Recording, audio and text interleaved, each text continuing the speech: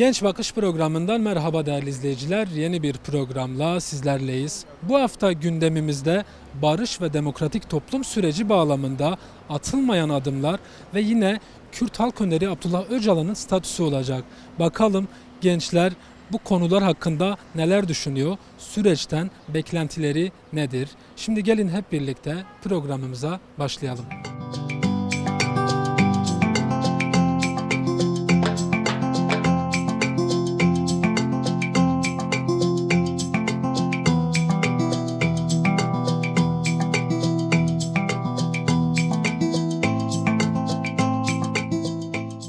Siz bir genç olarak yürütülen barış ve demokratik toplum sürecini nasıl değerlendiriyorsunuz?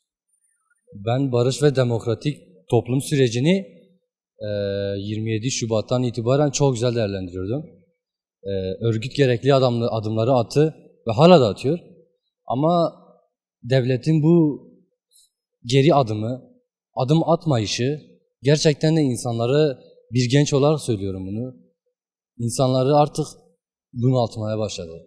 Gerçekten insanları böyle başka şeylere teşvik etmeye başladı. İğrenç bir durum almaya başladı. 2013 sürecinde de olduğu gibi, diğer süreçlerde de olduğu gibi devlet adım atmıyor. Bu halkın kötülüğünü mü istiyorlar, iyiliğini mi istiyorlar? İyiliğini istiyorlarsa neden bir adım atmıyorlar? Kötülüğünü istiyorlarsa çıkıp açık açık desinler ki biz Kürt halkını yok edeceğiz. Ama bunları kendileri bile çok iyi biliyorlar. Kürt halkı yok olmaz. Onlar yok saydıkça biz var olacağız. Sizce neden süreç ilerlemiyor? Neden adım atılmıyor? Yani dediğim gibi az önce de dedim. Kürt halkını, yani bu apaçık bir ortada, dolaylı bir yolda da söylüyorlar. Ama anlayışlı insanlar, bilinçli insanlar bunu anlıyor. Kürt halkını yok saymaya çalışıyorlar. Kürt halkının kendi ana dilini bir yerlere vardıramasınlar diye, Kürt halkı kendi ana dilini okullarda dinlemesinler diye, kendi bilinçlerine varmasınlar diye tüm elinden gelen her şeyi yapıyorlar. Bunun için adım atmıyorlar. Bugün Ahmet %80 dem çıkarırken %60'lara düşüyor. Bunun nedeni ne? Apaçık devletin Kürdistan gençlerini aktif siyasetten geri çekmeleridir. Ajanlaştırma politikalarıdır. Bu sistem pratiğidir. Ama biz gençler boyun eğmeyeceğiz. Bunu yıllardır söylüyoruz. Asırlardır söylüyoruz ve başaramıyorlar. Başaramayacaklar da. Sizin beklentiniz ne? Hangi adımların atılması lazım? Öncelikle Kürt Halk Önderi Sayın Abdullah Öcalan'ın başlatmış olduğu bir çözüm süreci ve Kürt Halk Önderi Abdullah Öcalan'ın en başta kendi halkının içine girebilmesi, fiziki özgürlüğü, statüsünün belirlenmesi, ne olacak, ne gelecek? Sayın Abdullah Öcalan çıktı, açıklama yaptı, dedi ki ben kan dökülmesini istemiyorum. Yıllardır da bunu söylüyor, 93'ten beridir bunu söylüyor. Ama devlet gerekli bir adım atmadı. Çıkıp orada 15-20 kişi oturuyor diyor, biz de istemiyoruz, komisyon oluşturuyorlar ama ortada hiçbir adım yok. Kürt Halk Önderi Abdullah Öcalan'ın size göre statüsü belirlenmezse süreç ilerler mi? Zaten Sayın Mustafa Karasu'ydu, yanlış değilsem yaptığı bir açıklamayla süreç donduruldu. Bunun bir strateji olduğunu düşünüyorum. Devlet ya adım atacak ya adım atacak. Başka çaresi yok.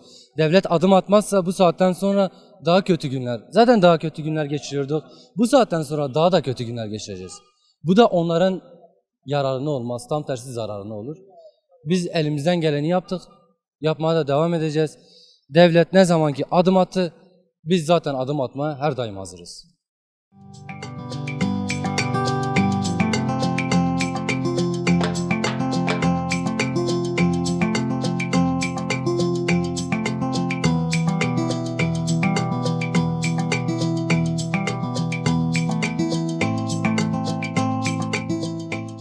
Merhaba. Merhaba abi.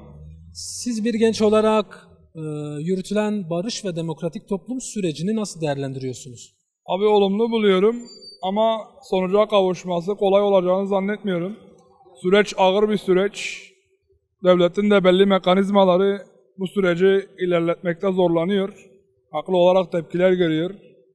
Ama sürecin ilerleyebilmesi için tabii ki her iki tarafın da hakları yenilmemesi lazım. Hani şimdi hala ırkçılık yapan, hani milletleri dışlayan insanlar olabiliyor.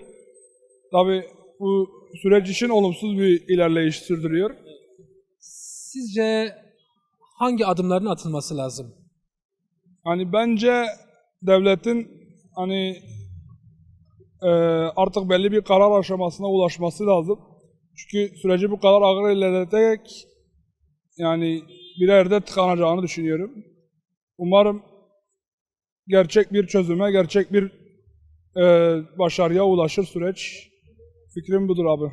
Bir genç gözünden bu adımlar ne olmalı? Orayı biraz açabilir miyiz? Adımlar karşılıklı olmalı. Bir barış süreci yaşanıyorsa karşı taraftan da buna göre bir hareket edilmeli. Türklerin bu ülkedeki değeri, bu ülkedeki kendi kazanımları sağlanmalı. Hani düşüncem budur abi. Peki şimdi sürecin temel talepleri de var. Bunlardan biri de Kürt Halk Önderi Abdullah Öcalan'ın statüsünün belirlenmesi. Sizce bu olmadan süreç ilerler mi? Süreç tabii ilerlemez. Çünkü bir yerde istenilen talepler belli.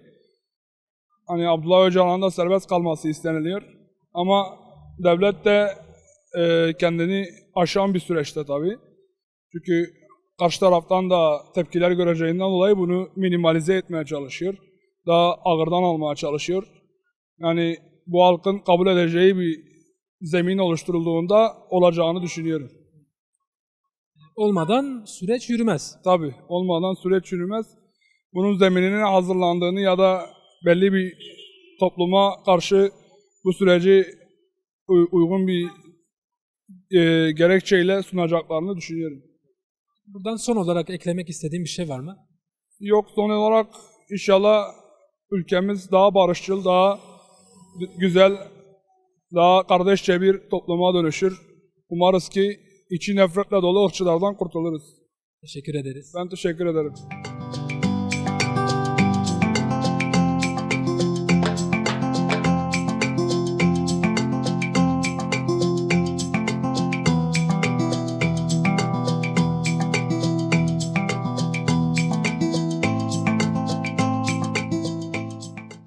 Merhaba. Merhaba.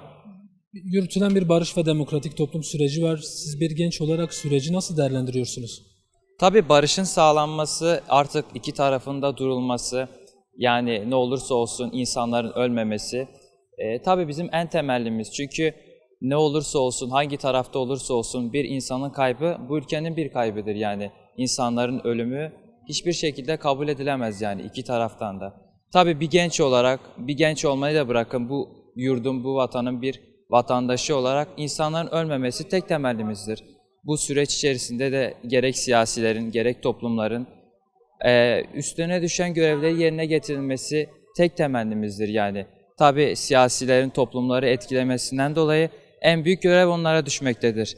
Yani o görevden dolayı biraz daha toplumumuzun, siyasilerin hassasiyet çerçevesinde oluşmasını bekliyoruz. Sürecin başladığından şimdiye dek Kürt Özgürlük Hareketi aşamalı olarak 2 adım attı. İşte silah bıraktı, ardından güçlerini Türkiye'den çekti. Şimdiye dek devlet henüz adım atmış değil. Bu da toplumda ciddi tartışmalara yol açıyor. Siz bunu bir genç olarak nasıl görüyorsunuz? Size göre devlet hangi adımları atması lazım? Ya devletin öncelikle bir kamuoyunu oluşturması gerekiyor. Bu kamuoyunu çerçevesinde gerek devlet büyüklerinin, gerek siyasi partilerin bir araya gelip bir uzlaşma, bir taslak imzalaması gerekiyor, bir anlaşma kaydetmesi gerekiyor. Söylemiş olduğunuz gibi Kürt Özgürlük Hareketi'nin bir takım adımlar atmasının üstüne gerekli adımların ve hatta belki de daha fazlasının Türk Devleti'nin de atması gerekiyor. Yani bir genç olarak tek temennim başlangıçta artık insanların ölmemesi, barışın sağlanması. O adımlar ne olmalı peki? O adımlar yani gerek temsilciler, gerek insan hakları dernekleri başkan olmak üzere birçok çeşitli sivil kuruluş derneklerinin başkanları da olabilir. Orası artık devlet büyüklerine kalmış bir şey. Yani devletimizin büyüklerinin, siyasi partilerin bir araya gelerek bir karar alması, bir uzlaşma, bir metin çerçevesinde birleşmesi gerekiyor. Ayrılıkçı hareketlerden daha ziyade bütünleşi ve birleştirici adımlar atılması gerekiyor. Mesela 7 maddelik bir yasal düzenleme de gündeme geldi. O da tartışılıyor. Sizce bu adımlar ne olmalı? Yani Kürtler için, işte Kürtlerin temel hak ve özgürlükleri için bu adımlar ne olmalı? Ya tabii adımların geçmişteki gibi değil de biraz daha artık güvenilebilir bir yasal çerçevede uzlaşılması gerekiyor. Tabii geçmişte yaşananlar var, e, şimdi yapılanlar var. Tabii bu oluşturulan taslak yani bir tarafı ezerken bir tarafı üstün bir şekilde getirmemesi gerekiyor. İki tarafı da ortak bir noktada buluşturması ve uzlaştırması gerekiyor. Barış, kalıcı barış esasında ancak böyle sağlanabilir. Sürecin talepleri de var. Bunlardan biri de işte Kürt Halk Önderi Abdullah Öcalan'ın statüsünün belirlenmesi. Sizce bu olmadan süreç ilerler mi? Ya tabii bu önemli bir şey. Çünkü Öcalan ne olursa olsun bazı toplumlara göre bazı damgalar yemesine rağmen bir toplumun, bir milletin önderi konumunda. Tabii buna göre de saygısızlık yapılmaması gerekiyor bazı toplumlara göre. Şahıslardan daha ziyade önemli olan toplumlar ve milletler olduğunu düşünüyorum. Ya ne olursa olsun bir takım adımlar atılması gerekiyor. Gerek Öcalan nezdinde olabilir, gerek bazı özgürlük, hak ve şeylerde olabilir. Ve bu hak Statüsünün belirlenmemesi, özgür çalışır koşullarda olmaması süreci tıkatmaz mı? ya o nereye baktığınızdan göre değişir. Yani hangi çerçeveden baktığınıza göre değişir. Tabii ki dediğiniz üzere bir kesim Öcalan'ı gerçekten çok önemsiyor ve kendisine de o tecritin kaldırılması isteniyor. Yani çok fazla görüş dile getirilebilir ama temelde uzlaşılmasının gerektiğini düşünüyorum. Çok teşekkür ederim. Ben teşekkür ederim. İyi günler.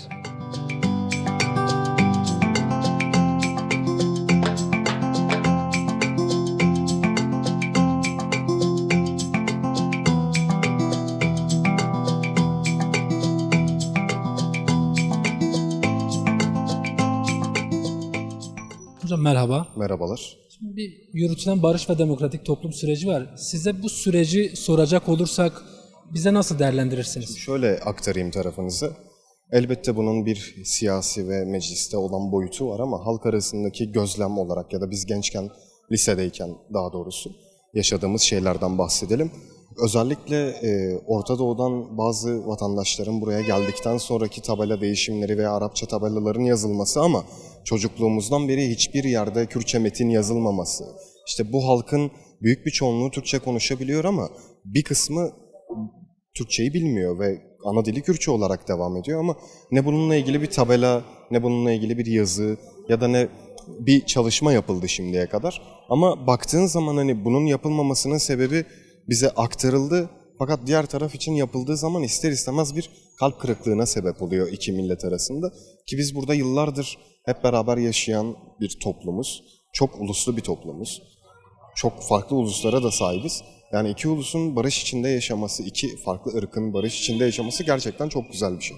Bununla ilgili Anlattıklarınıza paralel olarak yürütülen süreci peki nasıl görüyorsunuz? Bu nasıl bir öneme sahip? süreç gerçekten çok önemli. Çünkü uzun süreden beridir hem bir iç hem bir dış çatışma mevcut. İnsanların arasında bu bir huzursuzluğa, bir kavgaya sebep oluyor. Özellikle Türkiye'nin farklı bölgelerinde. Bunun çözülmesiyle ilgili adımların atılması gerçekten çok güzel.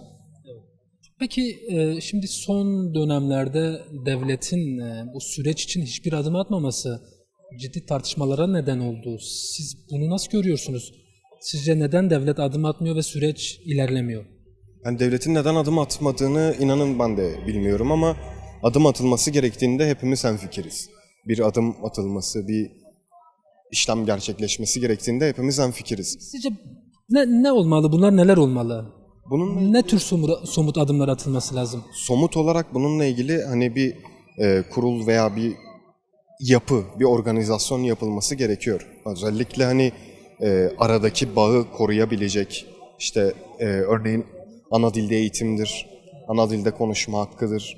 Bir insanın ana dilini yaşaması kadar güzel bir şey yoktur. Elbette herkes bir ülke içerisinde bir bayrağın çatısı altında beraber yaşayabilir ama bu bayrağın çatısı altında insanlar kendi dillerini konuşamazlarsa bu biraz baskıya sebep olur ve hani 21. yüzyıldayız, zaman sürekli gelişiyor.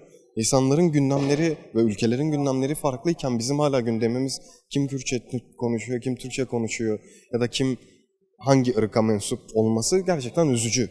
Yani Aslında değindiniz zaten de şimdi bir nevi bu süreç Orta Doğu'da savaşların gölgesinde yürütülüyor. Yani o bağlamda ne söylemek istersiniz? Ya bu sürecin kalıcılaşması için neler olması lazım? Yani bu sürecin kalıcılaşabilmesi için Kürtleri temsil eden bir bireyin olması lazım temelde. Çünkü onların seçmesi lazım bu bireyi. Yani bu birey bizi temsil etsin istiyoruz demeleri gerekiyor. Şimdi sürecin talepleri de var. Bu taleplerden biri de Kürt Halk Önderi Abdullah Öcalan'ın statüsünün belirlenmesi. Şimdi bunlar sizce olmadan süreç ilerler mi? İlerlemeyecektir elbette. Yani çünkü bir milletin ve bir grubun saygı duyduğu bir insanın o milleti temsil etmesini milletin de onun temsiliyetini istediği bir insanın bir statüye sahip olması gerekiyor elbette. Halkın talebi buysa ona yönelik adım atılması gerekiyor. Buradan son olarak eklemek istediğiniz bir şey var mı? Son olarak kendim üzerinde söyleyeyim. Hani ben hep şunu söylüyorum. Kürtlerin ve Türklerin üzerindeki barışı sağlayabileceklerinin en basit örneğinden biri. Bir sürü arkadaşım var. Yarı Türk, yarı Kürt olan, beraber yaşayan insanlar var. Benim ailemde de hani Türk'ünden, Kürt'ünden, Arabına var.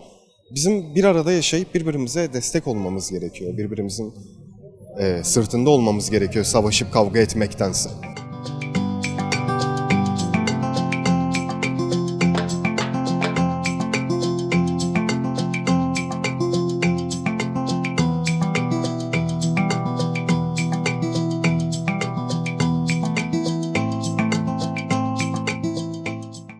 Yürütülen bir barış ve demokratik toplum süreci var.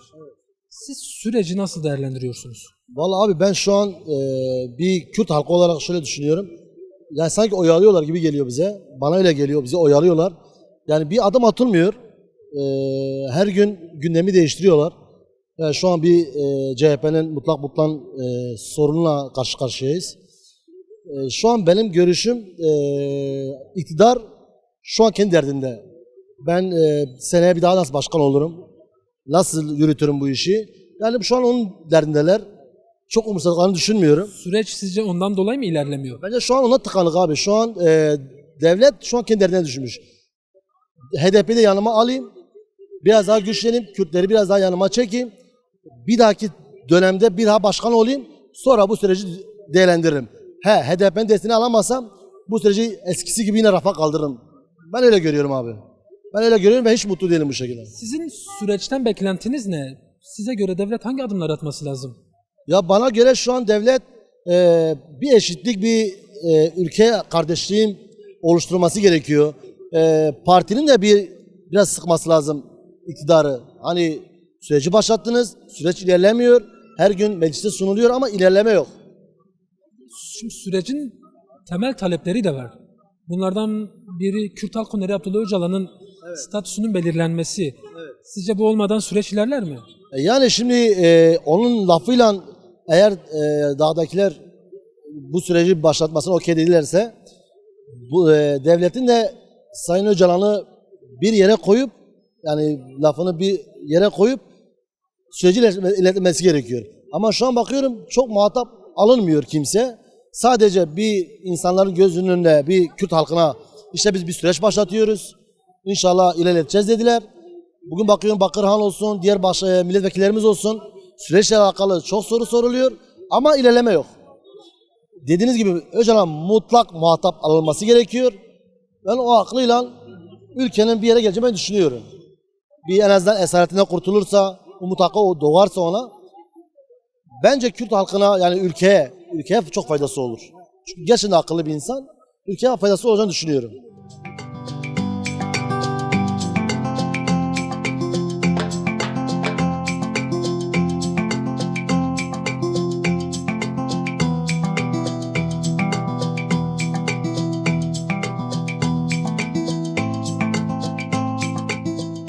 Devlet adım atmak istiyorsa 20 Anayasasını değiştirmesi lazımdır.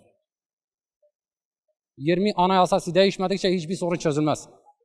Ne din konusunda, ne Alevi meselesinde, ne başörtülü meselesinde, ne Kürt meselesinde hiçbir sorun çözülmez. Yani her şey diyorlar ki tek bir şeye ibarettir. Kardeşim bugün sen yeşile mavi diyebilir misin? Çeviremezsin. Ağaca diyebilir misin ki sen gökyüzüsün? Diyemezsin. Direğe diyebilir misin ki sen caddesin? Değildir. İşte bu tam tersi olan şey var. Her şeyin zıttı bu ülkede var.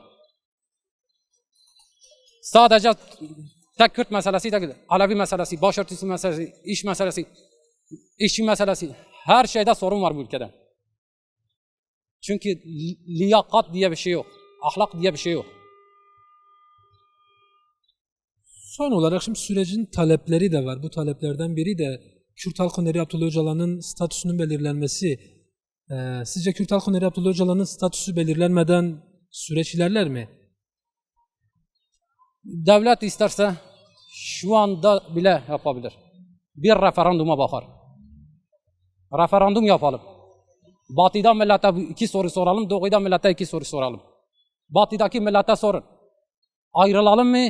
Yoksa 2100 sene evvelki, 1100 sene evvelki, 900 yıl evvelki Anadolu Birleşik Devletleri mi olalım?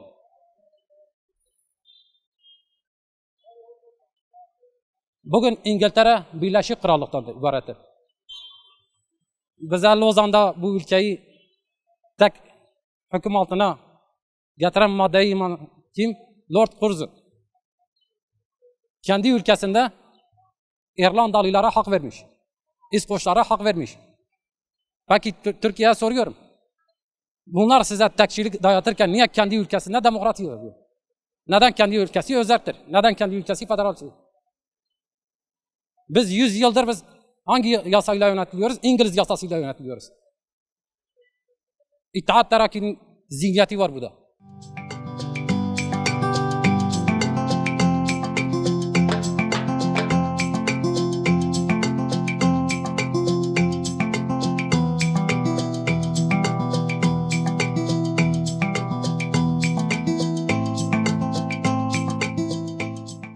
Genç Bakış programının sonuna geldik. Mikrofonumuzda konuşan gençler sürecin ilerleyebilmesi için devletin demokratik ve şeffaf adımlar atması gerektiğini söylediler.